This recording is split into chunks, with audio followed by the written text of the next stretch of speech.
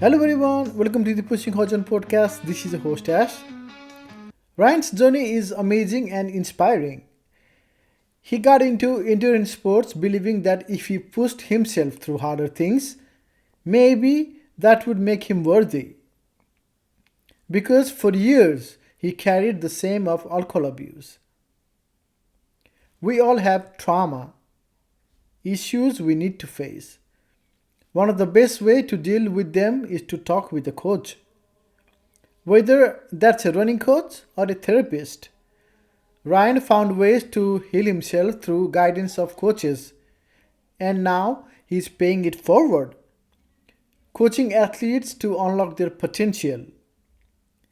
After rediscovering himself, he learned to tackle races with joy, focusing less on the pressure of performance and more on the experience itself that has brought him so much success. His journey is proof that if you stay consistent and keep showing up, you'll reach the level you belong to. I'm lucky to have known him. Let's hear his story in his own word. Please let me introduce you to Ryan. Hey Ryan, welcome to the podcast. I know we've been talking for a long time now, so I guess we gotta talk all of that again. It's so nice to know you, and I just got to talk about you, like hear you talk about the mentality and everything, and it's just amazing. Welcome to the podcast. Thank you very much, Ash. I'm excited to be here. Yep. And so, can you please give a quick introduction to the viewers, like who is Ryan? Sure. My name is Ryan Hiscox. I live in Toronto, Canada. I'm an Ironman and ultra endurance athlete. I'm sober, former addict.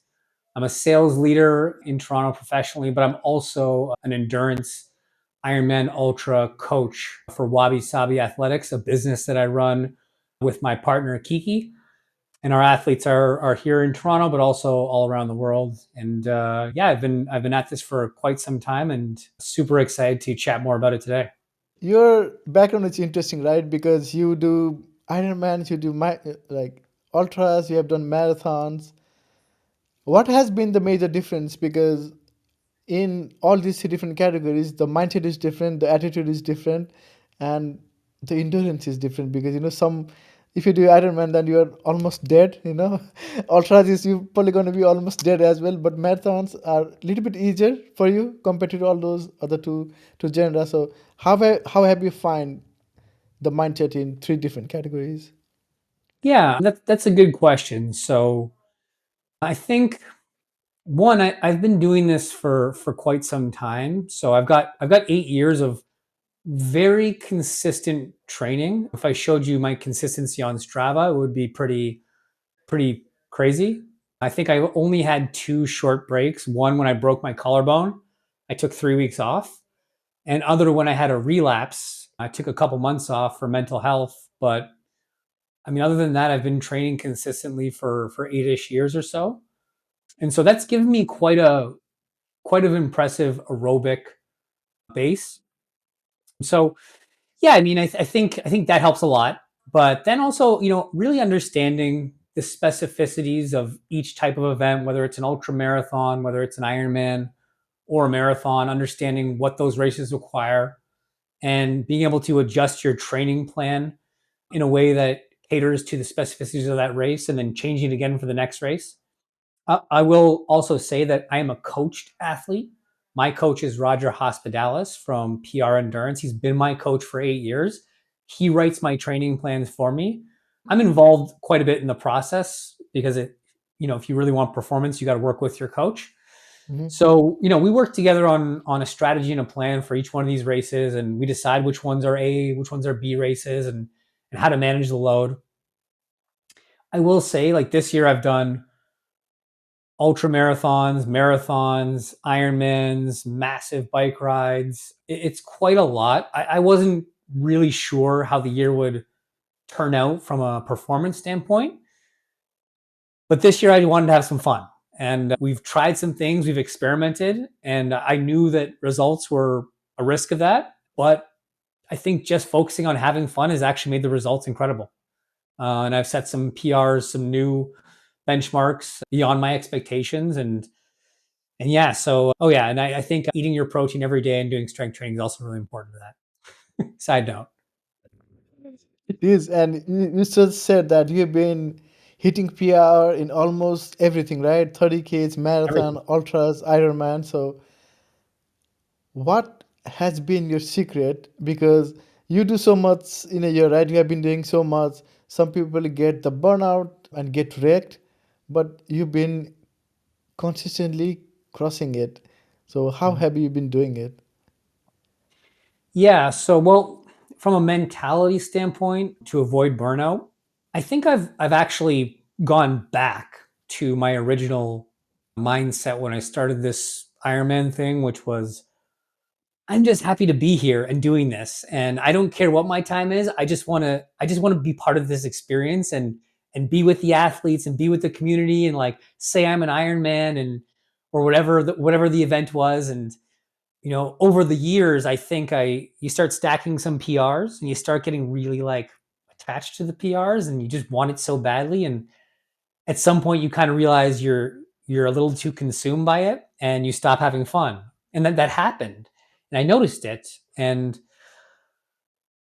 I've been working with a therapist also for about 8 years, and that's also kind of one of my secrets. And it's helped me really understand how my relationship kind of changed with the sport to identify it, be aware of it, and be able to shift back to I just want to have some fun again, you know? So this year I've taken on some starting with the Run to Montreal, which was this incredible 650K ultra marathon relay with 10 people who were all so tight because of it. And we all talk every day. Shout out the Run to MTL crew. And I've just been on this like tear of like, I just want to have fun this year. So do I recommend an ultra marathon and a bike ultra marathon before an Ironman?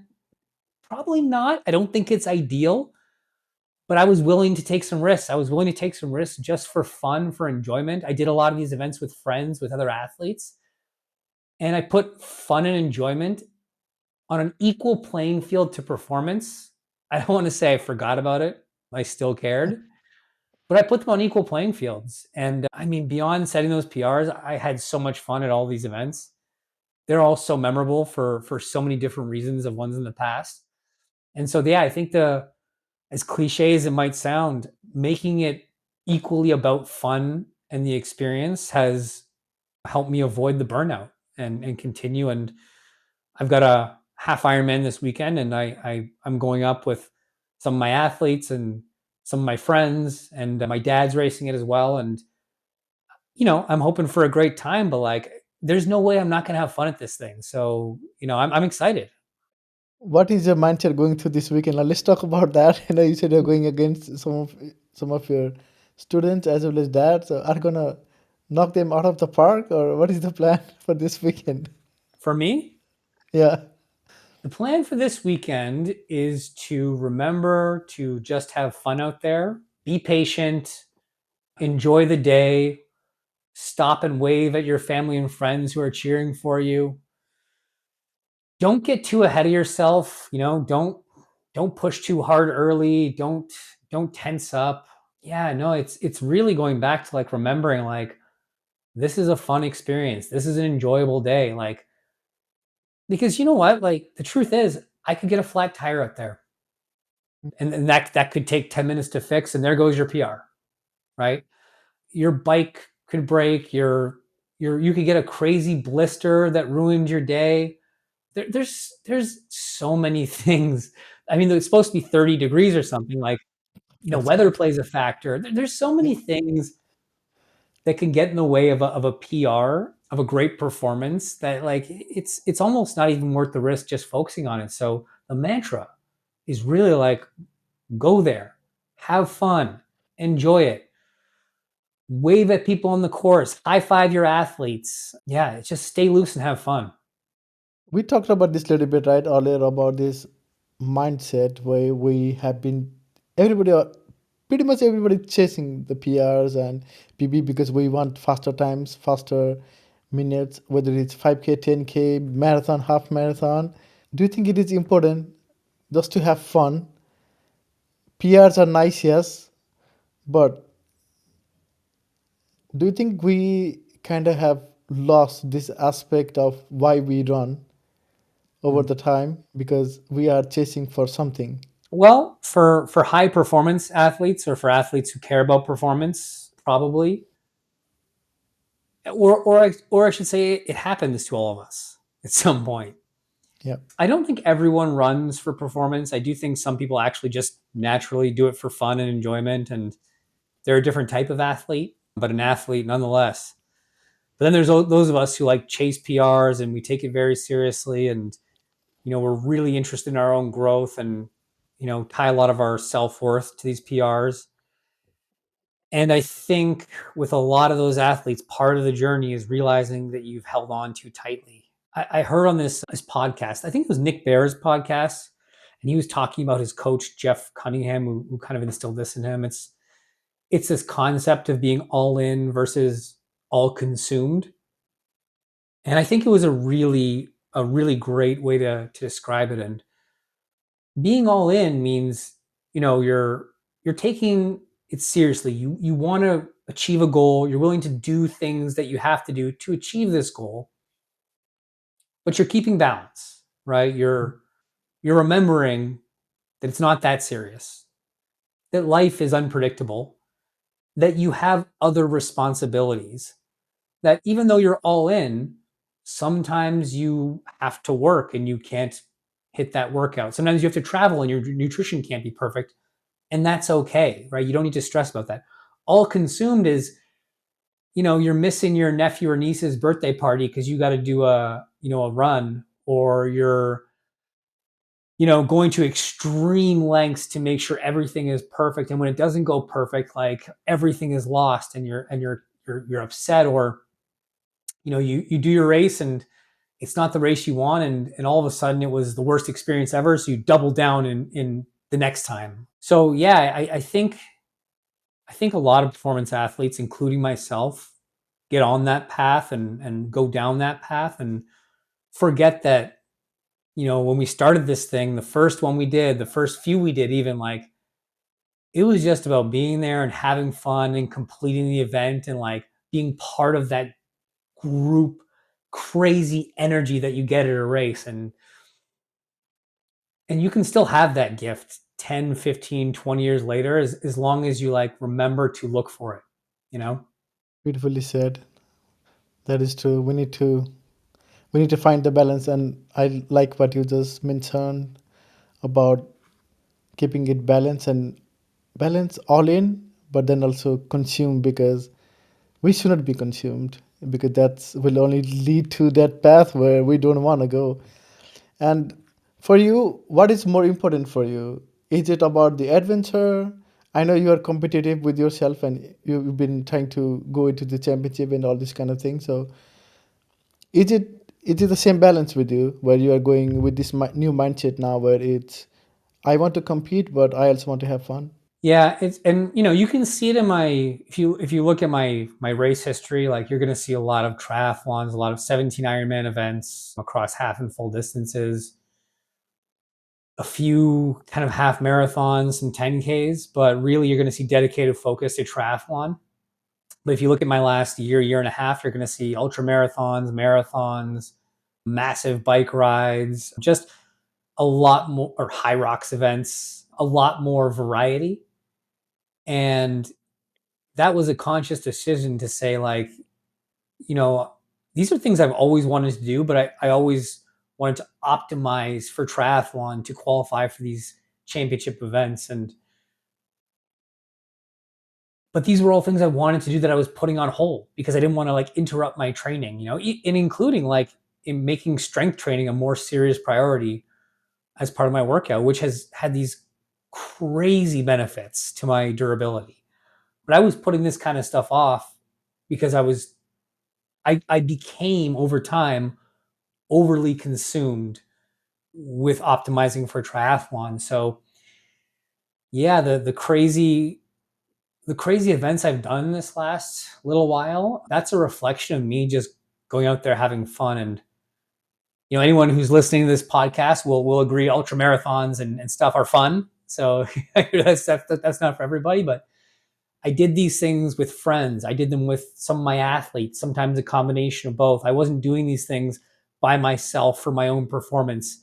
I did these high rocks with my brother-in-law. It's just like me finding ways to make it more about community, make it more about other people, make it more about the experience, say yes to everything. And man, Ash, I still care about my performance. It still matters to me. I'm not gonna lie, but like I realize like there's more to it, right? And it doesn't only have to be about performance. You can put fun, experience, people, community on an equal playing field, and who knows what's going to happen? And what's happened is a bunch of PRs, and that isn't why I did it. But like, damn, I'm like, maybe I figured out like a new secret, which is like, the more you enjoy it, the better you do. Shocking.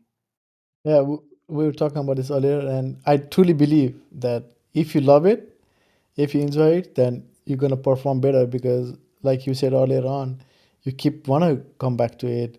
Oh look, I had so much fun. I wanna go and get that experience again, whether it's with friend, like we said, with the community and everybody. And more fun is like means whatever we have in our body is like I want more, and that's where the growth is. And also the thing you said about is I I think I Milton was the one who first said it is all these things that you have done you wanted to do, and the things I'm doing that have not been able to like fully commit myself, and these were the areas that for me was like it was way out of my comfort zone too. And that's where the growth happens, is because if you get out of your comfort zone, then that's where you see how much you can do, because those are all the unknown territories that you have never got in before. Yeah, absolutely. There's a lot more to performance than just like doing your thing with consistency. I mean, I think that's where we start. That's the obvious thing, but performance has a lot more depth. It's on a spectrum, and it mixes in with the balance of everything in life. And I don't claim to have like solved the problem. I mean, I think I've learned. My other secret hack is, again, I've been in therapy for 8 years, and I've learned a lot more about how the world works and how I relate to the world, and my emotional patterns and stuff like that. And I do know that I could easily fall back into the position of taking performance too seriously again. It's not Everything's not solved and it's done. Like, that's not how life works. Things can happen, things can knock you off balance. But I've got this skill set now where when I'm off balance, I have tools to recognize that this isn't balanced, and ways to assess them and ways to talk through them to find my way back to balance quicker, right? So yeah, it's like I'm on a really great run right now, and I'm more in love with this sport than I've ever been. But yeah, by no means have I solved it. Have I figured it all out? Life's a journey, and anything can happen. But I just feel prepared for that, right? But you you pretty much figured out Ironman, right? 17 so far, 17 finishes, right? So how does that feel each time you do this event? From the first one to the 17th one, how has been your mental shift, and how much different your approach has been? Okay, well, how do I feel after I finish? I'll start there. Incredible. It's amazing. You know, I don't want to sound like some sort of fanboy or something like that, but Ironman will change your life. It's and there's plenty of worthy events and sports out there too, but Ironman is definitely one of those things where if you really get into it, the community is amazing, the accomplishment feels amazing, the events are amazing. It provides a physical, mental, emotional challenge, and you'll never master it. You'll never figure it out. And there's always more to learn. There's always more to study and more to dive into. Again, beyond just getting faster. You know, right now, like I'm in this full Ironman training block, and one thing unique to those training blocks are very long bike rides. So you're talking 5 hours plus for 5 or 6 weeks minimum in a row on a TT bike, which if you've ever ridden in TT position, it's not the most comfortable position. They're not the most comfortable bikes. And right now it's like those are tough when you get into hour 4 and 5. So right now I'm trying to figure out, how do I enjoy that more? How do I have more fun on these long, like this is the hardest part about training. There's no other sessions that really, let's say scare me, but these long bike rides are like, they're quite taxing in many ways. And so my mental shift right now, which previously would have been like, well, how do I get stronger? How do I push harder on this? How do I get this power target? I'm actually thinking like, well, how can I make this more enjoyable each time I go out? Like, how can I learn to love a 5 or 6 hour challenging bike ride on a TT bike in the hot sun, and solving that for me is like, if I can learn to love this, then I'll do it more. I'll be looser when I'm out there. I'll recover faster. I'll be less mentally strained. And I think that's how my mentality shifted, is like, instead of just focusing on how do I push harder, it's like, well, no, if I learn how to enjoy this better, that performance seems to come with it, you know? So those are some examples of like how tactically I approach training now versus maybe a few years ago. Have you found the magic portion for that? No, I haven't. Well, actually, so yes and no. I really have come to love long bike rides, actually. So I like riding my road bike. I like riding with some of my friends. There's a group of us who meet every single weekend. We drive to a mall parking lot out west, Oakville Place. We have a few routes we do. Halfway through, we stop for butter tarts and coffee at like these fresh farms who just bake all this stuff fresh. It smells amazing. It looks Yeah, amazing. Even though it's a butter tart, you feel healthy eating it. yeah. That long ride, yeah. Yeah, and you have this coffee halfway through the ride, and then you kind of ride home. It's just, and then the guys, we're there, we're talking, and we're biking, so we're a little more emotionally available, I think, and we're having great conversation. And so I've really come to love the long bike ride. Now the next part is like, okay, training on a TT bike for the actual race day targets is a little different. That's the next phase. So I haven't quite unlocked the joy in that. I find them quite difficult still, but I'm not giving up. It's a work in progress. And also, earlier on, you said, right, you have been pretty much knocking all the PRs on all the aspects of running and ultra running and everything. And you also said running 30 Ks because your marathon is quite fast, right? So 2:53.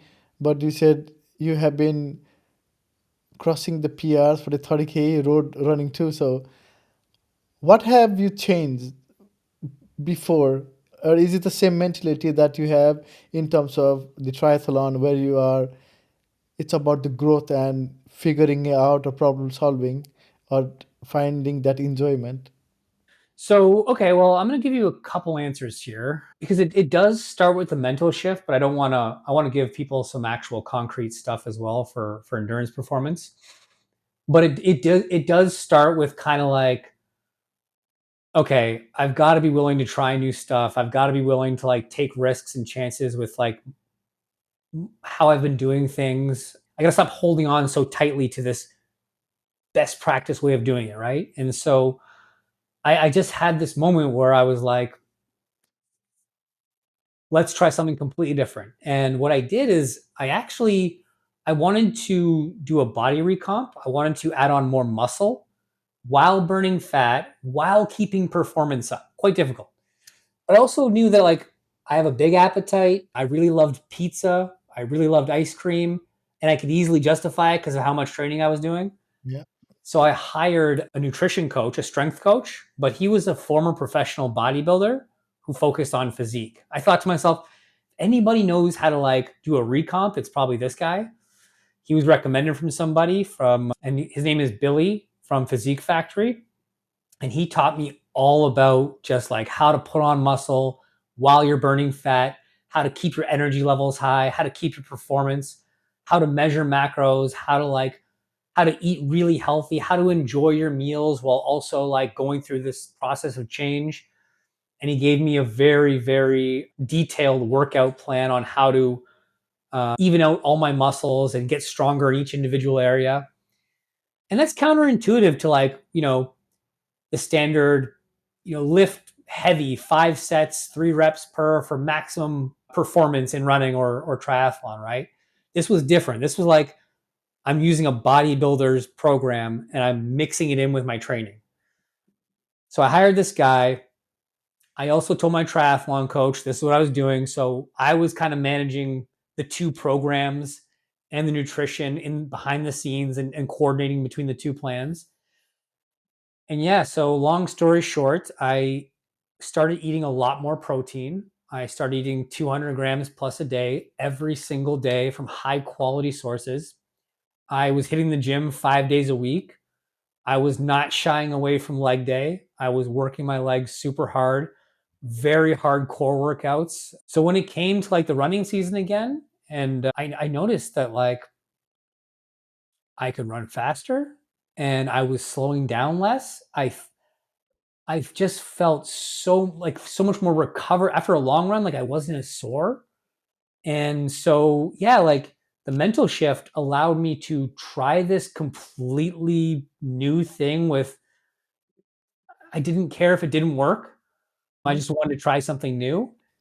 And yeah, but and it turns out like eating a lot of protein, being consistent, being aware of your food, hitting the gym, these things make you really fast and really strong. And these are habits I've been carrying with me, and it's allowed me to recover from these events. It's allowed me to tackle more events. So anybody out there who's neglecting strength, who's neglecting protein, there's a lot of like there's a lot of gains to be had there. And doesn't matter if you're a vegetarian or a carnivore or herbivore or both or whatever, you can hit your protein goals. But it does help. Like it makes a crazy difference. There's a really cool app I I use called Fuel In. Like it's so okay. good for performance nutrition. It can do recomp, it can do performance. It makes things easy. I highly recommend. I have to check that out. I was hiding myself because Okay. I don't do I do strength training, but I don't do enough strength Yeah, training. yeah. So Well, yeah, I was like, look, hey, Ash, me and you both, man. Like I neglected strength training so much. I opted for more volume, more running, and I kind of hated lifting weights. I gotta be honest with you. Like I didn't like going to the gym, and but I had this mentality shift. I was like, let's just try some. And I would say too, like shameless self plug. Hire a coach is incredible for whatever you want. Like I see my therapist. I look at her as a coach. My Ironman coach, obviously a coach. Nutrition, strength. Like anytime I needed to do something radically different or learn a new skill, coaching has been the best investment I've ever made. And whoever's out there, if you're taking this stuff and you want to take your growth to the next level, like look into coaching and sure, look into us for sure, but like any coach, like there's different coaches out there with different plans, different services, and different connections to their athletes. And there's one out there for you. And if you want to try something new or take on a difficult challenge, like that is a life hack. Like coaching is an incredible service if you find the right coach. true. That is true. I it's so sad because I did my certification as well for coaching, but I don't preach what I coach few people and I always tell them that you need to do strength training, but I myself don't do it. Well, it's the best coaches in the NBA, NHL aren't players either. So it doesn't take anything away from your coaching or your credibility. You're right. As long as you're getting your athletes to do it, I mean, you're getting them to do the right things. But I will say, Ash, if you're still running, like I'm telling you, like the weight training, like it'll really make you. It'll take just like when you first start running and you hate it the first few weeks. Same thing with the gym. You're going to hate it the first few weeks, but then you're going to feel comfortable. You're going to see a little progress, and you're going to notice your running is getting a little better, and you're hooked, right? So, I know. I do believe that because I used to go to the gym at 4:30 in the morning and I used to do the sled push. I used to do like box jumps, single leg calf yeah, raises, and everything, all of that. that's the good But it's stuff. just been, yeah, good stuff. But I know I need to do it. But I've been just doing it at home. I'm trying to fix my imbalance that I have with the single leg deadlifts, the Bulgarian squat. I still do the single leg graphics and stuff. But I know I need to go to the gym, and I say that every week. Like I'm gonna go to the gym, but it never happens. I'll go Sunday. Okay, I'm Yeah. gonna go Sunday. Yeah, no, I hear you. I mean, and I was the same way, and that's why I think the coaching. I was like, all right, I'm going to pay this guy money, and I'm going to have to go because he's going to Yeah, check in on me. And wow, I went from never going to the gym to like I haven't missed a gym day in like 2 years. So yeah, I mean the coaching really helps for that. But I mean, yeah, I mean you know all about that. So yeah, just have to take the first step. I would also say too, like this is kind of interesting. Like I didn't go into the gym with the goal of just optimizing triathlon. I wanted to, and I will just say it, I wanted to get a six pack. I wanted to look good with my shirt off. I felt for all the training I was doing, like, you know what? I still want to look good and feel confident physically. And so that was part of the goal too. And so I didn't just do things that made me a good triathlete, which was honestly a nice break. It was like, cool, do something else for your health other than just your PR. yeah. But it just so happened that all of that stuff actually made me a much stronger and healthier and more well-rounded athlete. So I would say to you, Ash, like don't just think about the single leg deadlift and all that kind of stuff. I don't even think I did a deadlift for a year, which goes against every running training plan. Yet I still got stronger, right? So yeah, go in with like this purpose of something else other than just your PR. Go in trying to be this feeling strong, feeling healthy. Maybe you want to learn how to do a pull up because that's important to you. Just go in with like a different athletic goal. I found that kind of made it more interesting. Your running will True, just improve because of it. true. And because all those muscles actually help running Yeah, too, because core and stuff, yeah. those help But too. if Yeah, everything's about running and everything's about, I mean, for me, it was too exhausting. It was like I yeah. needed some other purpose to be here. I agree because and maybe that's why I don't want to go to because it's if I'm going to the gym then I'm just gonna do mostly leg workout because I run 4 times a week longer distance that I ever done before in my training block, so it's just And gonna be your like, and oh, your I have to legs are do. tired, right? They're Yeah, already tired, and you're like, yeah, so I'm gonna go to the gym, and tomorrow my run's gonna feel even worse. Like, why would I yeah, want that? You know? yep. So yeah, go in, do upper body. Like, forget the legs for a bit. Go and work your upper body for a bit. Toss some legs eventually. You'll get there. But yeah, I promise you won't regret it. I mean, you know this. Yeah, I'll go Sunday, I promise. Okay. I'm gonna check in on Yes. Okay. I committed myself. And now going back to you, right? So your you. fastest marathon, 2:53, a BQ. When you were going through that marathon, were you pre-planned, or you had that in your mind that you're going to get that BQ? How did it Yeah, work out? I knew I was gonna get it. Okay, that's nice. So how was the training block for that? Yeah, so I do running, swimming, and biking and strength training as part of my normal programming. What I do is I drop down the intensity and the frequency of biking and swimming, and I increase the duration and intensity of the running. It's mostly around playing with intensities. Normally, for Ironman training, like to have a really great Ironman, you need to have a pretty good bike, and even if it's not a strong bike, you need to be strong coming off the bike so that you can run. So there's a lot of intensity around the bike riding. It's more, that's like an ideal strategy for an Ironman. So for the marathon, I just kind of dialed back the intensity of the biking, increased the intensity of the running, played with the durations a little bit, but everything else kind of remained the same. After you did the BQ, were you happy? Or Yeah, was there like I was, how can I I was what super. else can I do? Because Ash, like running a marathon after an Ironman is so hard and it's so much slower. Like I'm doing Ottawa and I'm targeting like a 320 marathon, 320 to 330, and that's very fast for an Ironman. Not for a professional triathlete like Christian Blumenfeld, but for an age grouper. That's hard. And I'd only run marathons at the end of Ironmans, and I see all my friends who are just runners, getting faster and faster, and I'm just like, well, I'm pretty sure I can run a fast marathon. I've just never even tried. So yeah, I was like, well, let's give it a shot because I'm here to have fun this year. And during the training, as I switched the intensities, as I changed my training plan to adjust for a marathon, I just saw fast improvements in my speed, quick improvements in my endurance. The numbers to me were very obvious in training.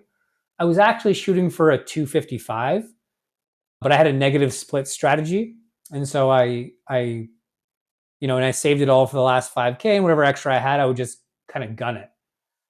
So yeah, I ran through the first 21K in record breaking time for me, and I felt really good.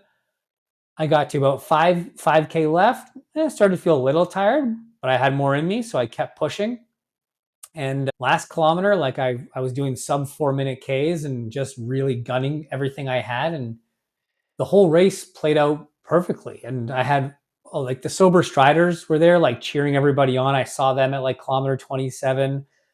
My family and partner was there to support me. I had athletes running the race with me as well. So yeah, crossing the finish line with a perfectly executed race, proving to myself that I could run a pretty fast marathon, knowing that I was going to get to run the Boston Marathon. I mean, I was super, super pumped and super happy with the performance and just happy with the whole day. Like it was an amazing experience. I loved it. Was that 80K before the marathon, or was this something you 80K tackled was after? three weeks after. God, that's not Yeah. enough recovery. I mean, I guess 21 days, so 3 weeks. And you came second overall on that 80K Yeah. and 7 hours 38 minutes. Yeah. That's pretty 7:37 aggressive. or something. Yeah, that's Yeah. aggressive, right? Yeah. You, when you were going into this ultra, you had the same mindset as you were running the Boston Marathon. You were like, or the marathon, I'm gonna hit it. I don't know. I was actually going like, I'm going to go and have fun. I'm going to have a good time. I had athletes running it with me. It was my first ultra. I had one athlete who really, really wanted to push himself.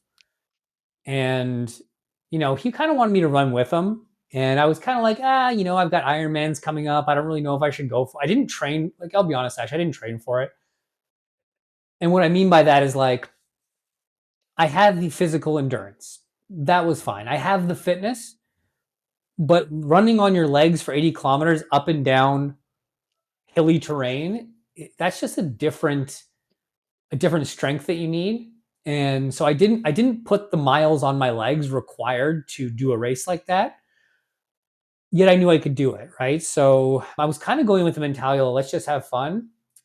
And I was going to run with some other athletes. I don't know. A few days before, I just felt fine and I felt good. And I called this one athlete of mine. I was like, let's just throw down. Let's see what happens. And yeah, he was doing like 100-mile weeks leading up to this. And he did a marathon 4 weeks before that, his first marathon, his first ultra. His name's Juan. And he's actually one who came first. So he pulled away from And me in the last 10K when my unprepared legs were like starting to be like, all right, I'm getting a little tired.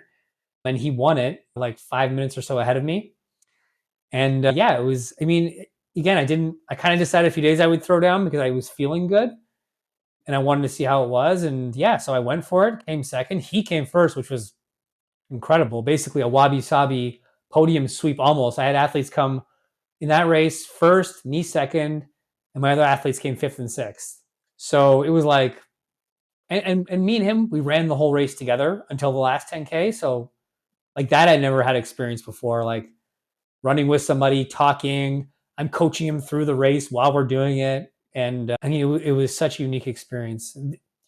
The only shocker is like for the first time ever, I actually got a black toenail, and my toenail fell off recently. So yeah, that never happened before, and I guess that's something runners and ultra runners deal with quite frequently. But yeah, that wasn't fun, and more respect to the runners who are out there losing toes in these races. oh God, you need to see Alex's leg. Alex leg, his is brutal. I Is think it? I talked to him. Yeah, Like I it beat the hell out of my feet. I was like, holy crap. I was like, I don't know what I could have done to prepare for this, but yeah, I mean, like, this toenail's gone. yeah, I talked to him a few weeks back, and he's super fast. I think he did like 100 miler in 12 hours. Is it 12 hours? No, it But wouldn't he be 12. but That's too his fast. his his marathon was 3 hours on that 100 miler. So his first 25 was 3 miles. He's fast. Maybe 16 hours. I need to check. I'm gonna check Yeah, I it. mean, like But he the winner of Western States this weekend did it in 14 hours. So so that's like the probably world's 16. fastest ultra runners. Yeah, I think he's insane. the winner of the 100 miler at Sulphur Springs did it in 16. Probably There's a guy named it could be Paul. 16. Yeah, 16 But something. The guy who won it did in 16 for the 100 miler at Sulphur Springs. he But there was is, also and I 100K. There was also 100K. no, he did 100 miler. He does 100 miler. He must pretty much comes first on all. Yeah, in 13 hours, 37 minutes, 58 seconds. At Sulphur Springs? No, Eagle Up Ultra. Oh, okay. Oh, Different oh, race. oh yeah, oh, yeah. It's not that one. Yeah, and he did other 100 miler too. He came first on that too in 14 hours. So he's consistent with his. And I was talking to him, and it's a totally different mindsets. Like where, like like you're talking about, it's people. His whole toes nail are gone, and I saw his picture, and it was like God. Like it's God. I cannot Yeah. imagine losing Ult- all toenails. Ultra running is super cool. I mean, I at some point I will take a more of a detour into the ultra running world. Like I'm still running ultras and I'm doing it. I'm just still focused heavily on the Ironman and going to Kona. But at some point, like I definitely am going to take a detour and really dive into the ultra running world because I think it's super cool, super challenging, and again, just one of the best communities ever. Like, you know, just doing like you're tackling a 100 miler. You're doing it with a bunch of people. Like you meet people on the course. You're engaging with with other runners. Like it's an adventure you're all doing together. Running through the night, hallucinating. Like I want all that crazy stuff. I don't know why, but like I'm dabbling in ultra right now. But like I definitely plan to do a serious stint in it at some point because I got a lot of respect for those runners. But that is just it is a super cool sport.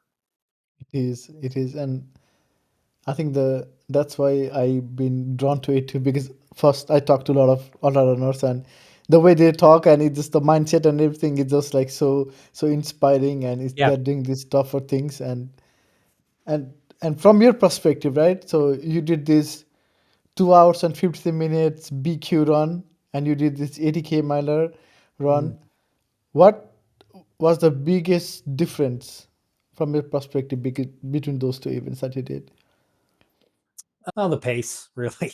I mean, I mean, ultra distances, you just suffer longer, I would Mhm. say. The shorter the distance, the more like acute the pain is, the more Mhm. like sharp the pain is. And in a marathon, you're kind of getting this like sharper pain, the sharper beating of your legs, probably increased muscle soreness in some ways. Ultra distances and ultra marathons is more like there's this emotional suffering you go through, Yep. almost almost like a depression kind of where it's like, what do you mean I've got 3 more hours to go? Like Yeah. I don't think I can go 3 more minutes. And you're just like you go through these phases where you're like, how do I have so much, like how is it possible that I have to go this much further? So yeah, I mean, I think the pain levels are a different sort of pain, and you experience a lot more emotional pain in an ultra. It's there's a lot more mental. It's a completely different sport, and it there are many similarities to an Ironman as there are to an ultra in the length of how long it takes and that those feelings of like, oh my god. And the way the reason I was able to perform in that ultra, that 80K ultra, is because I've got the mental experience to go through a long day. I know what it's like to come off the bike and still have to run a marathon. So in the ultra, when I come to this point, it's like, oh my God, 30K left. It's like, yeah, but I know I can do it because I've done this before. So that's where some of the experience carried over. That's kind of the differences between the two. And yeah, in an ultra, like I think the one last thing is you do really have to focus on taking care of your body. I mentioned my toenail, I mentioned my feet. Like, you got to be ahead of that stuff. You got to make sure you have the right socks. You got to change your socks if you're getting blisters. You got to really be on top of your nutrition. You got to figure out how your stomach's feeling. You got to check in with your body to make sure like it's in okay order. You're running through trails and stuff. So like at any moment you can trip and fall and break something. So you really got to be on high alert all the time. I think there's a lot more. There's almost like that. I don't want to say survival, but like you kind of have to have a little bit of survival mentality in it, and you got to make sure you're taking care of yourself frequently throughout the whole duration of the race. Whereas a marathon's kind of like you're like a metronome, like go, don't stop, take your 8 gels and get to the finish line, don't slow down, you know?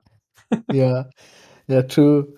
And I talked to a lot of folks who did the Cocodona 250, Oh yeah. and yeah, and the stories are amazing. Like three of them podcasts are released, three of their stories, and I've like few more to come, and it's just amazing, like how they went through, and their stories are just like, oh God, Okay, like how Ash, can you do that? would you ever do it?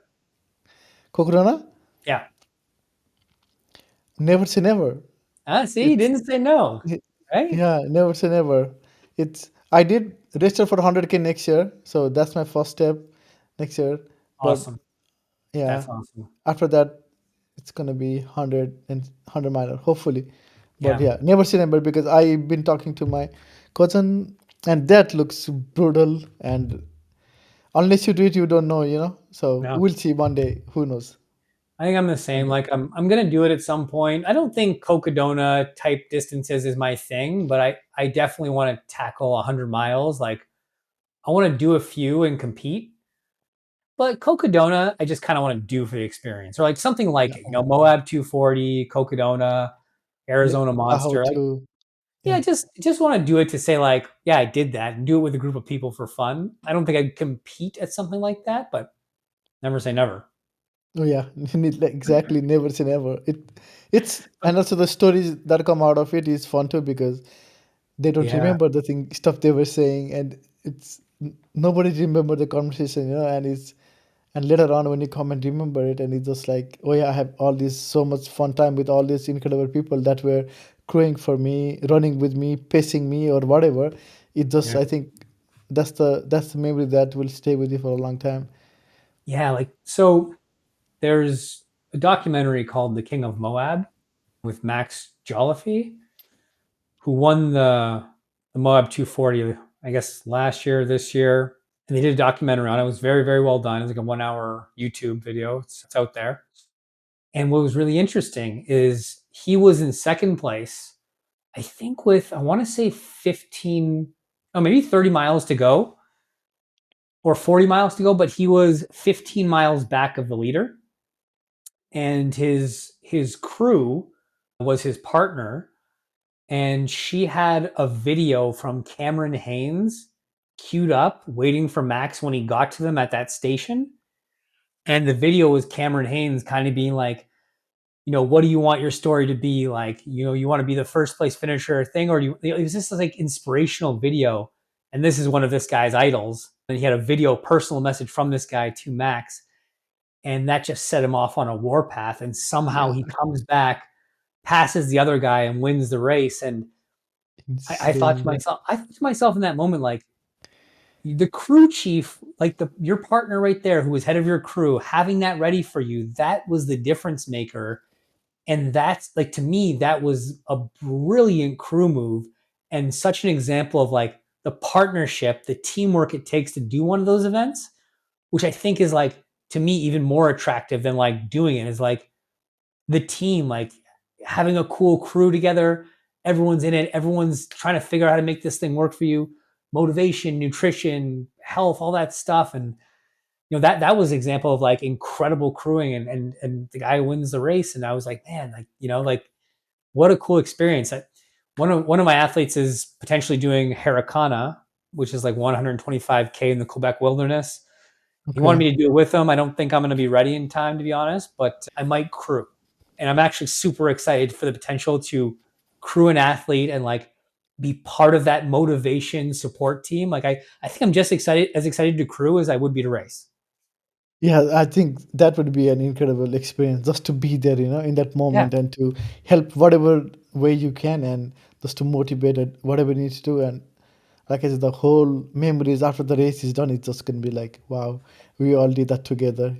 Yeah. Yeah. Exactly. Like to be part of that journey, like to be supported, to watch somebody cross the finish line. And I don't know, there's just something really just beautiful about that. Right. So Yes. I yeah, I think mean, that's why ultra is certainly a team sport. yes, and that's why the community is so supportive and wonderful too. I think Yeah. because we all do 100%. together. Couldn't agree more. And now going back to you again, we went Sure. off topic. So you have done earlier, and you were talking about doing so many things this year, right? Trying different things, going things that you have never done before, and like you were talking about earlier on, you were doing these 5 6 hour bike rides. So you have done like 330 kilometers of bike ride 5 times now. Those are like a massive and long time on a bike. What does it do to your fitness and mental game when you're on this bike? Because there is nothing else to do. You just have to sit there, ride, and in running you can just wander around, whatever you do. But on biking, there is nothing else to do because you just got a pedaling. So how did you do it? Well, you ride with the crew and you talk to your friends as you're riding, so that's fine. But, a lot of the times you're just sitting there and kind of meditating. You're in your body, you're in the experience, you're feeling, you're accepting the pain, you're noticing your breath, you're trying to smooth out your pedal stroke, you're dealing with the elements of the road, you're going at a fairly high speed, you've got the sun on your back, you're trying to take in your nutrition, and yeah, a lot of it is like working with the elements of nature to survive the ride and to keep your body in check and to keep your heart rate low. There's a lot of elements to riding your bike well and surviving a 330-kilometer ride, especially on the day we did it, which was like that heat wave day, which was like 35, 36 degrees here. Most people didn't finish the race. So, or the event, I should call it. And yeah, I mean, but for me, it was, again, we did it with a group of people, and it goes back to my shift in mentality, which is like I'm here for performance, but I'm here for fun, and if I can't do both at the same time, I don't want it. So we did it with some friends. We all met up in the morning. We took off together. We didn't finish together necessarily, but we had a great experience. We had a great day. I think I gained significant mental fitness. It makes the Ironman bike feel small for me. I gained really great heat adaptation. I really, that marathon stuff, that faster pace stuff, you don't need that in an Ironman. You need to stretch out that power to more of an endurance type of power, or I should say, or durability. So, I'm really stretching out that bike power into endurance power. So I feel like I accomplished that day. And yeah, I think, the main goal is like, well, if I do 330 kilometers, which was 11 hours of biking and but a 14, 13-hour day with like lunch stops and stuff. I mean, the Ironman seems relatively easy. So, mission Mhm. accomplished. Now, when you look back, right, the first Ironman you did, Mm. and now after 17th Ironman, the way you are putting in much work in your bike right now, what is the difference that you have found? Well, between my first Ironman and this Ironman, Yeah, well, the first one, yeah. How fast I were mean, you, or what is the time? I think the first Ironman I did was 13 hours and 30 minutes. And this one I'm shooting for like a 9:30 is my goal. I'm trying to do like a 5-hour bike ride here. My one That time was 6.5, my first one. But if I'm being honest, my first Ironman, the first bike ride, my biggest fear, my biggest goal was how the heck am I going to sit on this bike seat for 6.5 hours? It hurts so much. Yeah, it does. And I will say it still hurts, but like you're just used to it now. So, the biggest difference is I've gone from how am I going to survive the bike seat to how am I going to push a good amount of power, stay in an aerodynamic position, take in enough nutrition, keep my heart rate low, have a good speed, but also be ready for a marathon.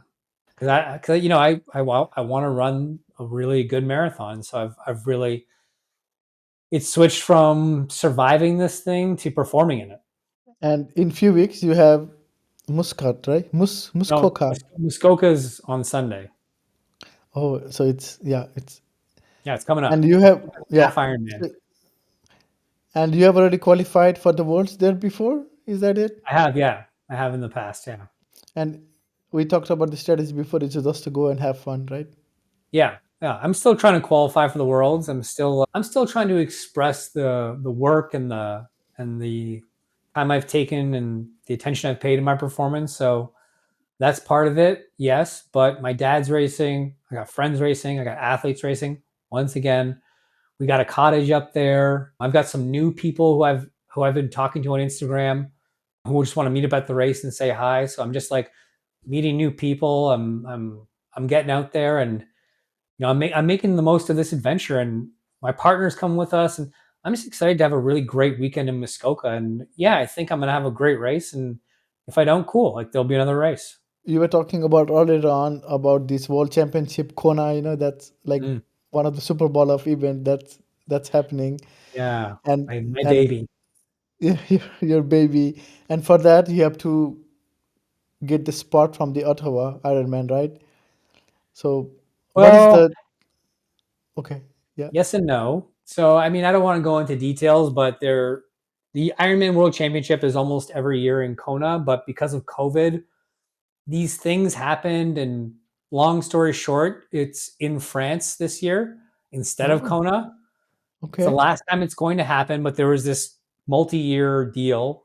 Anyway, so this year it's the qualifier for France, which admittedly I'm not overly interested in going because Kona is the legend, it's the myth.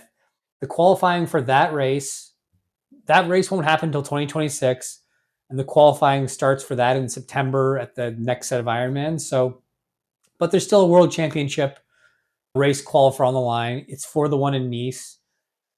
So for me, is like I'm fairly certain I'll have a good shot at qualifying for Nice, but Kona's like much more competitive. The athletes that turn up to qualify for Kona races, like they're like I'm not a natural athlete. Like everything I have now, like I worked really hard for. I will continue to have to work hard to get faster.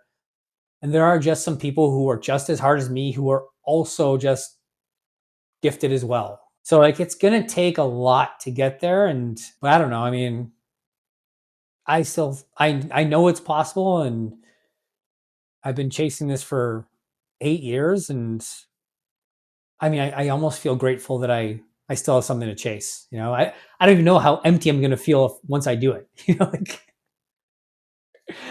but yes, Ottawa's coming up. There's a World Championship qualifier on the line. I'm going for it. It'll be Nice this year, though. Okay. So you're just hoping it for next year. I don't think you'll go to Nice, right? Or will you if you qualify? Will you go to the Nice? I say no. The only thing holding me back, Ash, is the cost. Expensive. It's gonna be 6 weeks after the race, so I have to book a flight to France. I'll have to book accommodations. I'll have to pay for the actual race itself. So that's a pretty expensive trip Yeah, for a last minute race. But when you cross that, if I have a great race and I cross that Ironman finish line and I'm feeling myself, like maybe I'll just go crazy and I'll just say forget it. I'm in. I don't want to make any promises, but it probably doesn't make sense for me to do it. That doesn't mean I won't. makes sense. right? It's just do it afterwards. Once you, Yeah, yeah, like I'm only human, right? Like if I qualify for yeah, a world championship, do I really have what it takes to say no? Like even if it's not the one I want, like I don't know. I don't. yeah, I've got some mental toughness, but I'm not that strong. So we'll see. yeah. We'll see. We'll see. Yeah, true. Decide on that day, okay? Like what happens We'll, after the we'll yeah, decide. We'll see how the race goes. If the race goes well, yeah. if I have enough fun that day, then maybe I'll pull the trigger. But either way, it would be the mission's still on. Kona is still my dream. It's my fantasy. It's everything I've been searching for. It's my Super Bowl. It's my Olympics. And I do really cherish the fact that I have this really hard goal that I get to chase, and I feel is very very reachable, but very difficult. And at the same time, parallelly, while you are chasing all these incredible things with Iron Man, you are also chasing same thing with High Rocks as well, right? Yeah, Because you're also going for top five finish, and that's a different kind of endurance that you need because it's a strengthening, and then you need a running for it. yeah. And how do you mix power with speed training, all of Good it? question. So once the Ironman's done, I'm going to drop swimming for probably 5 to 6 months for very specific reasons. I'm going to add in more gym time. I'm going to put more emphasis on getting strong and powerful. I'll also be switching my bike and my run workouts to be shorter, more intense, more interval work. So everything is going to kind of play into this like power strength building phase. Not just in the gym, but in my other sports as well. And honestly, that's what you probably should do anyways in your off season. Depending on your strengths or weaknesses, of course. But for a lot of us endurance athletes, strength and power is something that we lack, and the off season is the time that you really want to like shift the focus, build up your weaknesses. So really, for me, it plays exactly into what I need to do to become a better triathlete. So yeah, I'll up the gym time. I'll switch the types of workouts I'm doing in the gym, and I will decrease the length of my running and biking, make them more intense, and I'll drop swimming for a bit. How is the mindset in this compared to the marathon, the ultra marathon, and the Ironman? Because this is entirely a different kind of race, right? Because you do something and you use a lot of your body on it, but in other aspects, you just have to use more of your legs. Like after I did the IROX last year, my legs were so sore. Like Yeah, I couldn't walk for like 3 days. And mind you, like really, yeah, sure it was hard, but like okay, it wasn't that hard. Like an Ironman is very hard. Like when I finished the race, I was like, yeah, I'm tired. Like let's go hang out. Like I was okay. The next day, I was dead. My legs were destroyed.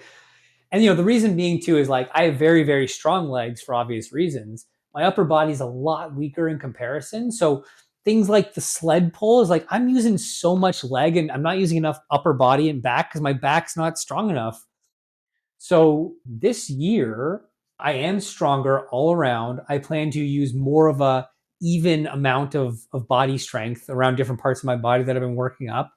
So that's part of my strategy, and I'm already kind of there, but I'll double down on that. But I still do actually expect for my legs to feel destroyed after the high rocks. I'm not looking forward to that.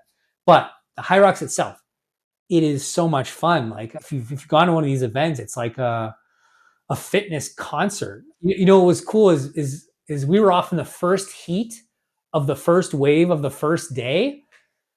So they run it in heats, right? Groups of like 20 or 30. And so basically the announcer, like we were the only ones on the track and they were announcing our race. And, I was kind of back and forth between first and second. So they were just kind of announcing our names like the whole race in front of the whole audience. So you felt like, I was like, oh, this is what it's like to be a pro athlete. This is pretty cool.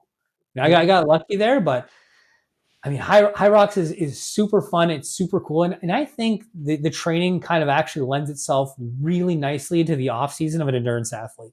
Interesting. I didn't thought that your leg would be destroyed because it's more of I thought it would be more of upper body thing where you have to do all those kind of things. Yeah, that's It's supposed to be, but if your upper body's too weak, then you overcompensate by using your legs more than you need true. to. And True. that's what happens. So like my upper body's like it was too weak for some of the exercises. So I'm using extra energy from my core and my legs to pull the sled instead of using my arm. So yeah, like you do have to put some work in. And this year I'm hoping I've got a little more strength in my upper body, and then it won't be as destroyed this year. But make no mistake, like these athletes who do this sport like are absolute beasts. They're tanks, and to do it really really well, like at the pro level, like I'm doing the open, not the pro. I mean, you got to be a pretty serious athlete to be able to do some of that stuff. So yeah, these guys are super super athletic out there, and I'm just lucky there's a category where I can go after a top five finish. That looks hard. I don't think I want to do that because it looks super, super tough. Yeah, but go to have fun, and you don't have to worry about it. It's if you go to have fun, it's not so bad. Not if the fun is to sit in the couch for the next 3 days, after you are done. Yeah, I'm not gonna lie, that wasn't fun. Yeah, I didn't enjoy that part. that looks rough. And earlier on, you mentioned you ran to Montreal. That's a 650-mile of ultra relay, which is insane. You said you did with 10 people and you guys Yep. still are closer together. Are we Yes. running with the same crew this year too? Yes, we are. We are running with the same crew, and everyone's been training. So we did it in 52 hours, I think.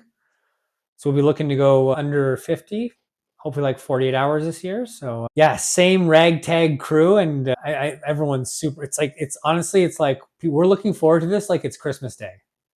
Like that's how pumped everyone is for it. And like when you do the Ironmans, you pretty much run solo, right? Yeah, Marathons is by yourself too, and ultra races you had a friend but pretty much ran by yeah. yourself. But this is a totally different sphere. It's like we're talking about ultra running earlier on, the crews and the tight knit of group of runners that you run with.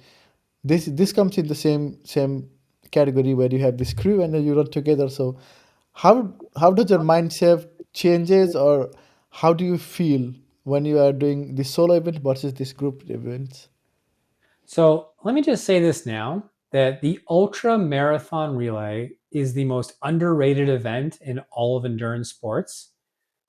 And I even underestimated how impactful this would be on my life. And it's probably one of the top coolest things I've ever done in my life. Like it's right up there with the first Ironman I ever did, you know? Okay. And when I say like top coolest, I mean everything, like not just like racing, like it's just one of the top coolest experiences I've ever had.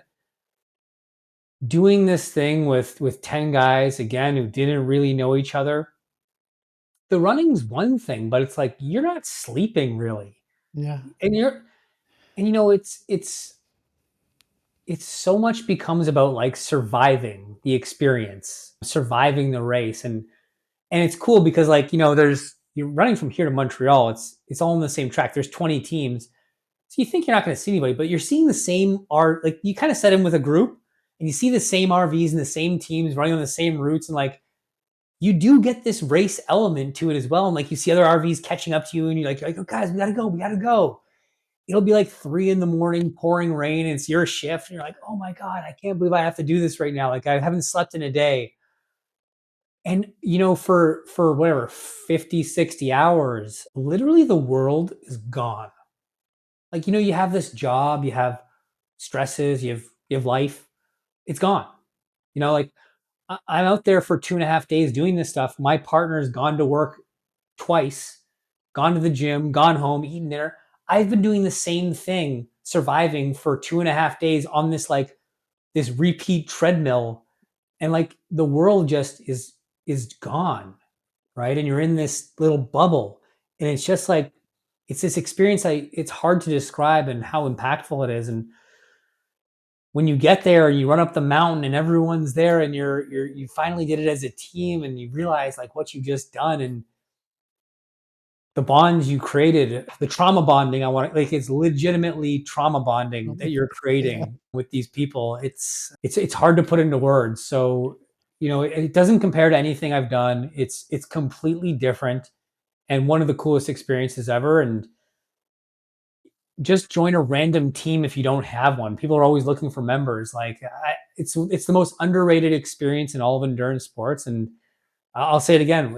We're waiting for it like it's Christmas Day.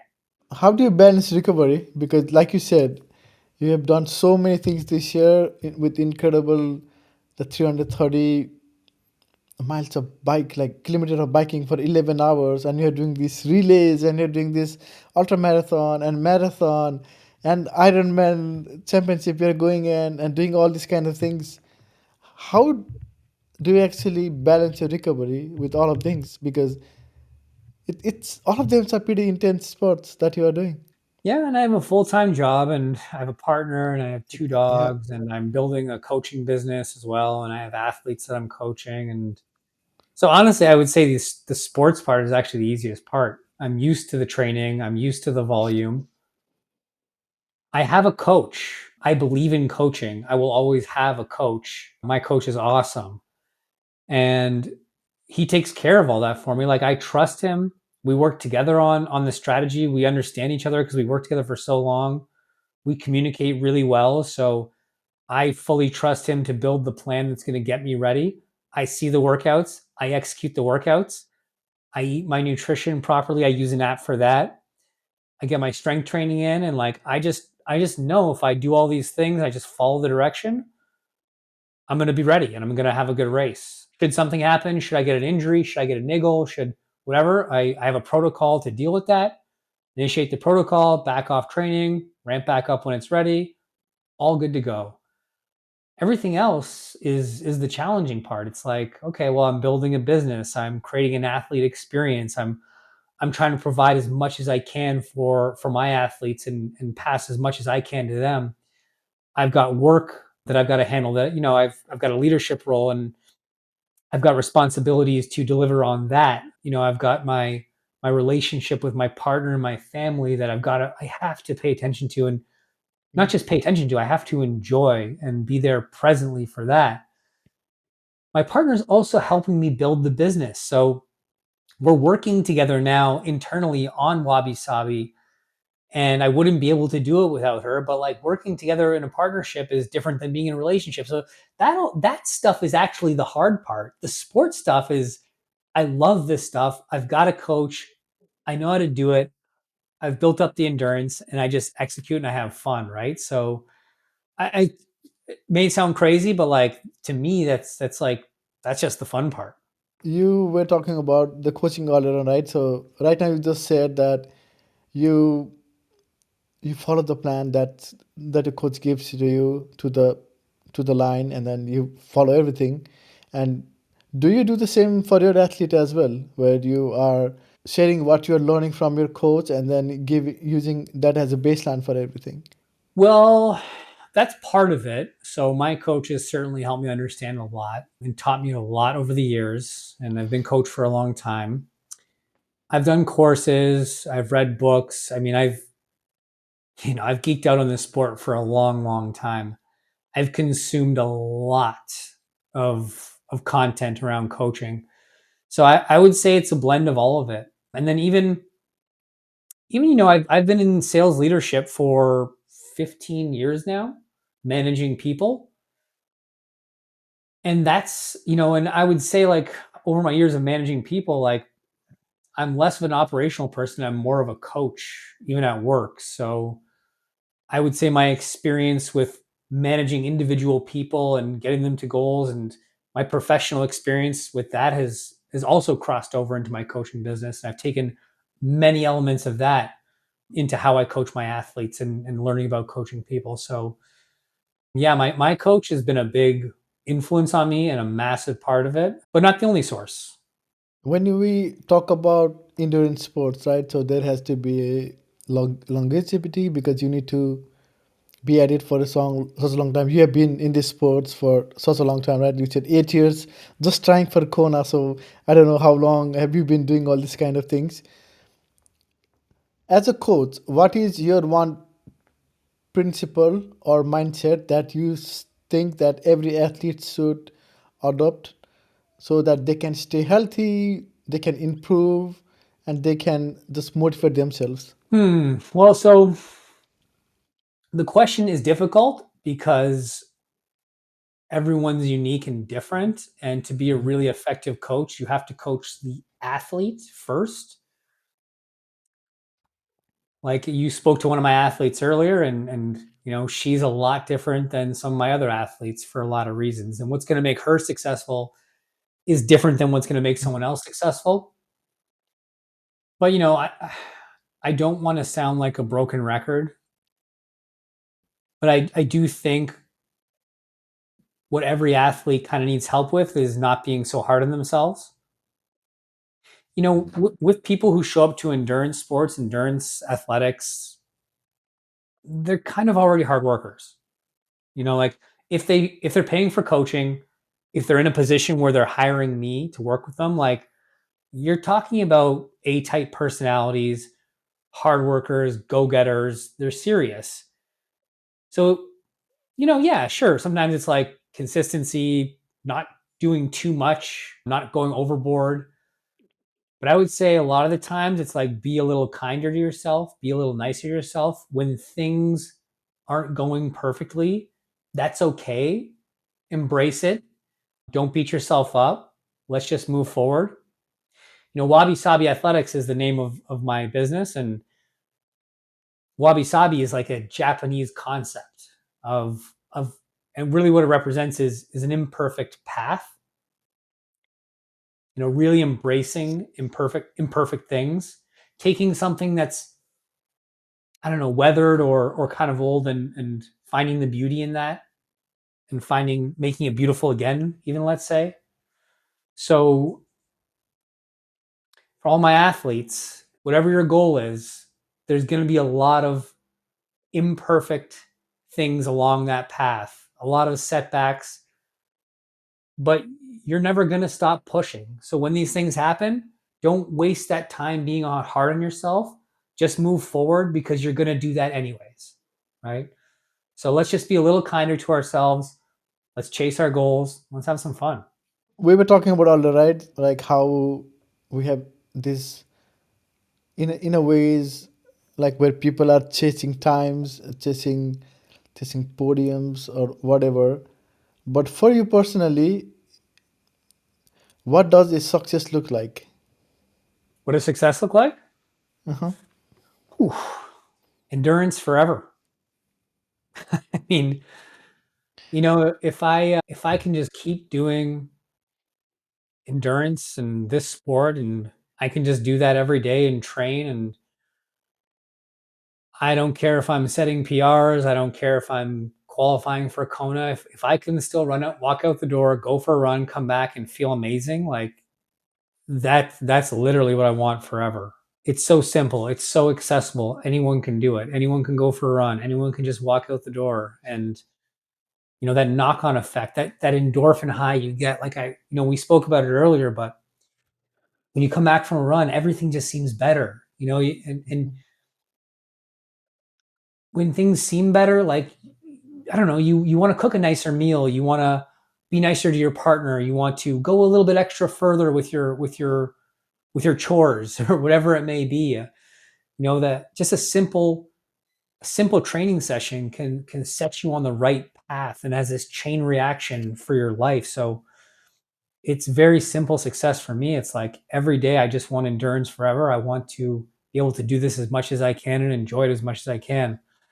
Those things like Kona, those races, yeah, of course I want them. But like I'm gonna go for a bike ride after this podcast after work today, and I'm super excited for that. Like I can't wait to go through that ride and see how I feel afterwards, and I'm sure it's gonna feel amazing, right? So that's what I want. That's success. We were talking about earlier on, and I told you that I ask these questions to a lot of people. It, like you do Ironman, and you have done all these kind of relays and everything. But for you personally, why do you run?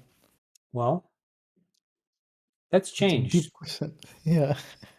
Well, I don't want to give you the answer of I run because I enjoy it and it makes me a better person, because that is the answer. But I think something more interesting is kind of why I started running. And I think I started running because I was ashamed of my addiction. I was ashamed of the things I'd done when I was high or drunk. I was ashamed that I was even in position to say I had a problem. I felt less than as a person, as a man. And I thought if I could do something like an Ironman or go running and do these hard things, like maybe I wasn't so bad. Maybe I was worthy. Maybe I was successful. I don't know. And maybe I didn't have to like face my shame of all the failures I've had because well, I could run and running's hard, you know? And the simplest way to describe it is you're running from your demons, and that was a big element of why I started in the sport and pushed myself so hard. And but I can honestly say that that's become a much smaller part of why I run. And sure, there's still processing emotions in a good run. I won't deny that, but today I run for much simpler reasons because it feels good and it makes me a better person. And I've just fallen in love with the whole sport of endurance. That's beautiful. And if you look back at yourself, right? So Ryan, who used to be drunk, like you said before, and Mhm. now this Ryan, who is a triathlon and who is an Ironman, has finished 17 out of them and done these incredible ultra relay races. Do you think that Ryan would have believed this Ryan existed, or would have existed, or transformed if he went in a correct path? You know, I do think I've always believed that I could do it,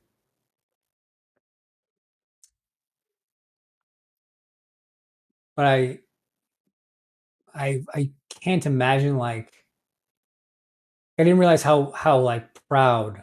Like if I look back at where I was and I thought, wow, you're gonna be there someday, like the pride that I would feel. And like you forget that part, like because it happens slowly over time. So yeah, I'm proud of where I am now. I'm proud of how far I've come. But if I was like put myself back to 8 years ago and looked at myself, I'd be like, wow, man, like I'd be so impressed with what I've done. I'd be so proud of myself, looking at the future Ryan.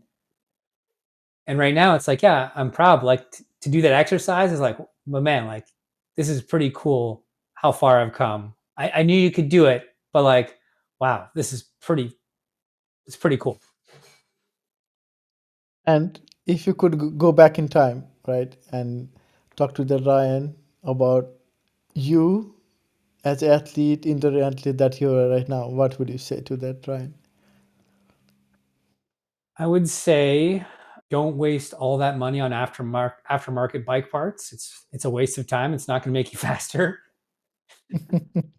The bike's a money pit. No, but I think I would say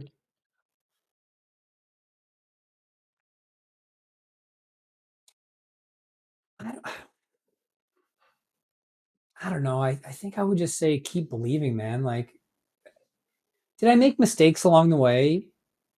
Sure, yeah, absolutely. I thought I'd qualify for Kona earlier too, so like I could give myself tips and advice on training and like, yeah, I probably could have gotten better faster, but I don't know. I mean, a lot of the mistakes, a lot of the challenges, a lot of the really devastating parts of the last 8 years have also brought me here on this podcast talking to you and in a place where I truly and honestly have such high levels of passion for what I'm doing and not just the sport but the involvement with the coaching with my athletes. Like I don't know if I would be here without all these mistakes too. So I don't want to be that cliche person, but like damn, it's like I'm very, very, very happy with my life right now. And I would just say to myself, like, just keep going and keep believing, man. Like, you're gonna get there. It's gonna happen. Have patience.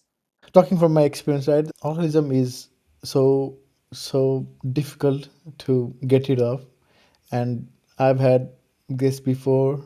Like John, I remember he used to He also used to be, and he's been sober for so long. Both zones, I think, both zones.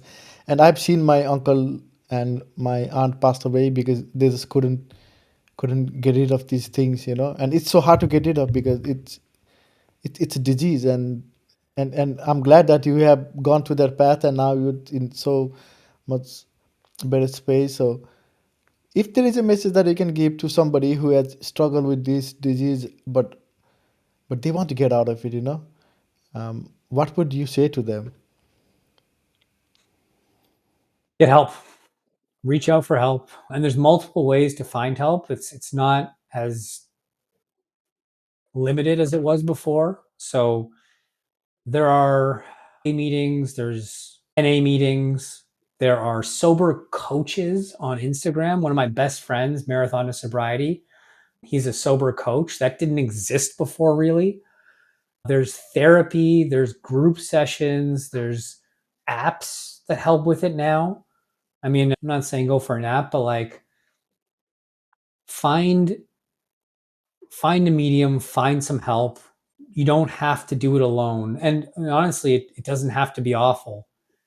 There's so much progress in the community around sobriety right now.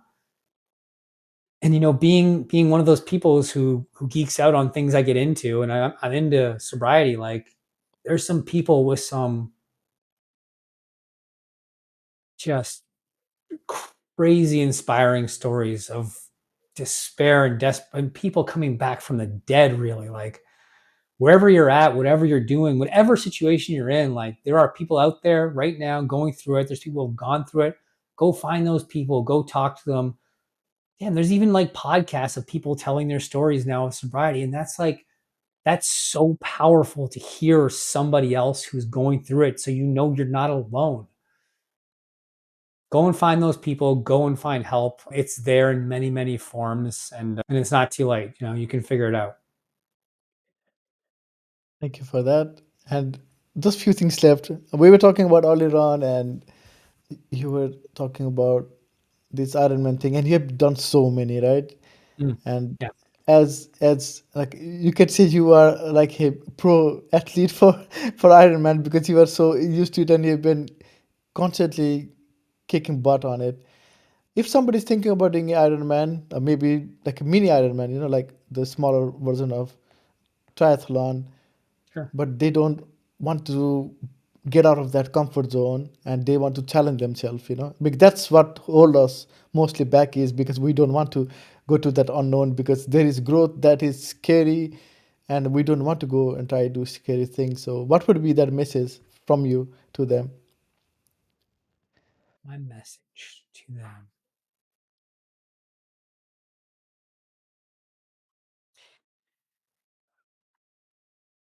anything is possible as long as you believe. I was even speaking to people on my sales team today, and I was giving them some new standards we were setting, some new goals, and like, well, I don't know if that's possible. Like, maybe we could do this, but I don't know if that's possible. And I said, yeah, I don't know either for sure. I'm like, but one thing I know for sure is if we don't set a bar, if we don't set a goal, it is literally not possible. You know. So the first step is like try to believe. You know. So if you're out there and I mean, I hear this a lot. Like I don't know how to swim. I can't swim, and I love to run and bike, or I can figure out a bike, but I can't swim. I hear this a lot, and I convert a lot of people to triathlon and a lot of people to Ironman, and 95% of them said they couldn't swim. And guess what? They're all swimming today, and they've all realized that it's actually the easiest part of the triathlon is the swim.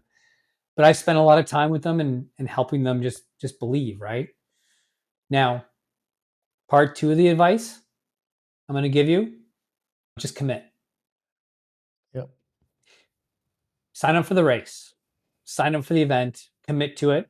And that's going to put you in a position where you're just going to have to figure it out.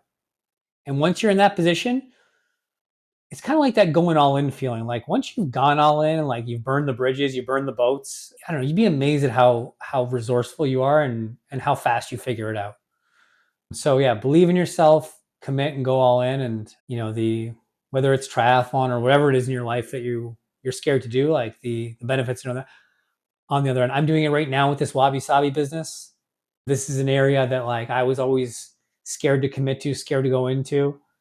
I burned the boats, I burned the bridges, I believe, and it's been one of the most rewarding things I've done so far. And we haven't even been at it very long, but like I'm so grateful that I did something that I was scared to do.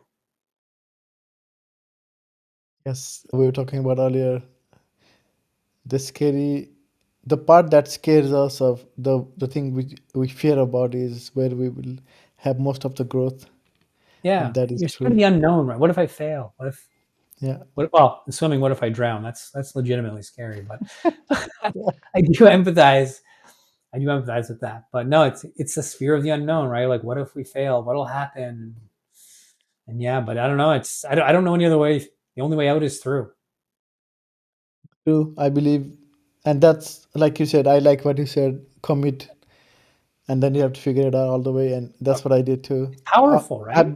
Yeah, and I've been putting things up for so long that I always said I'm going to do a ultra race one day, and I said I'll do it last after last year's Berlin Marathon 2023, and but I never did it because I never committed to myself, and I was not true to myself. So now, once it locked in, right, it's in 5 weeks now, so I've been preparing for it, so I can't hide from it. I gotta show up. I gotta go, and if I DNF, so be it. But I'm just Yeah. gonna go and try and have fun.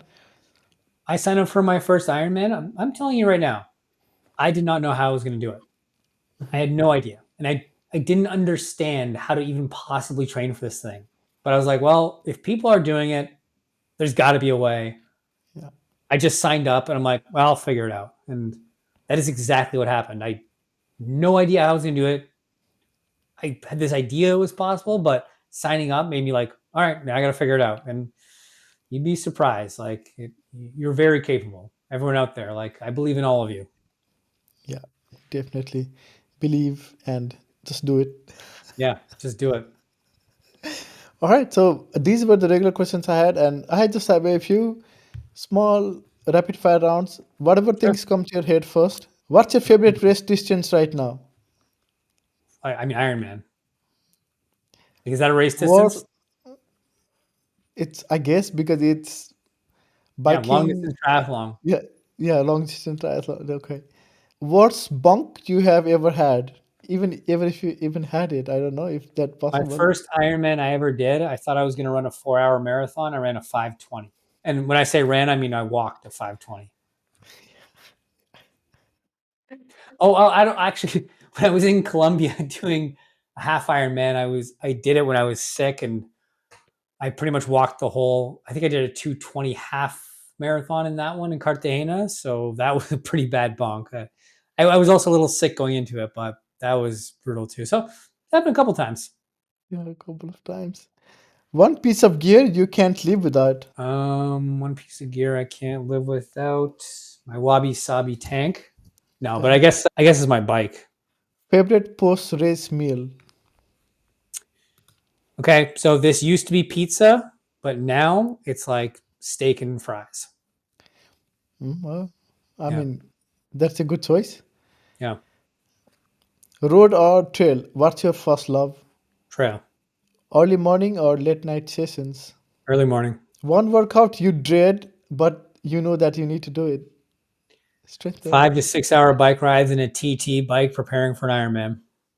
Oh, yeah, that's tough. That's way worse than strength training. Yeah, it's tough. Music, Yeah, yeah. I don't know how you'll do it, but I know you will do it. I believe in yeah. you. I mean, the 11-hour ride to me is almost easier because I'm just out there like training. But like when I'm like in this like Yeah, zone where I'm got these particular targets I'm going for, and oh, it's tough. yeah. I can't even fathom like, how you'll do it, but I believe you will do it because that sounds tough. Yeah, appreciate it. I appreciate your belief. It matters. Music, podcast, or silent during long training. Podcasts and music. Dream race you have not done yet. Kona. And we talked about this earlier on. The first thing that you do after crossing a line, finish line. Cry.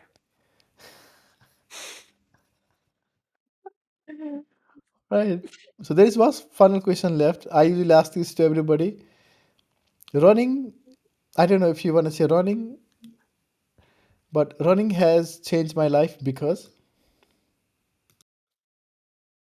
Because it's given me something that I can do every day, no matter what's going on in my life, no matter how well I'm doing financially, how good I'm doing in my job. I can always pick up my shoes, go for a run, and feel better afterwards. awesome. That is so true.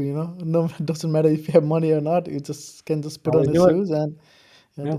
go And if and I have do fun. lose all my money and my wealth and my safety, I can still run. Yeah, yeah, that is so true. All right, this was like a awesome experience. I mean, I Yeah. got to know This you is awesome. personally and your mindset and how you think, and it's refreshing because I've talked to so many people and you have a different approach, and I like that. And thank you for your time. And I know it's super early, or I would say All now it's good. super late because we've been at it for a long time. So Yeah. Well, I really yeah, enjoyed talking to you, Ash. I hope you stay in touch. I'm looking forward to listening to some of the other of the episodes, and I'm looking forward to seeing how you do in that ultra. And I'm going to be checking you to make sure you went to the gym on Sunday. Sunday, yes, Yeah. yes, I will Take I will go. Yeah, Okay. Great to I hear will it, go man. there. Okay, yeah. See you Stay in touch, later. man. Yep. Okay. Take Bye care. bye. Hey everyone, thank you for making it to the end of the podcast. I hope you really enjoyed this conversation. I'll see you again next time with another guest. Until then, happy running.